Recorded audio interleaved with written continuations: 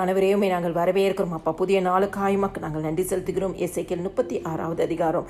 இதோ நான் உங்கள் பட்சத்திலிருந்து உங்களை கண்ணோக்குவேன், உங்கள் முந்தின சீரை பார்க்கிலும் உங்களுக்கு நற்சீர் உண்டாக செய்வேன்.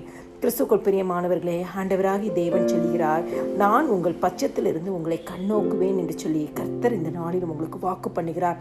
அது மாத்திரமல்ல, உங்களுக்கு முந்தின சீரை பார்க்கிலும் உங்களுக்கு நற்சீர் உண்டாக செய்வேன் என்று சொல்கிறார்.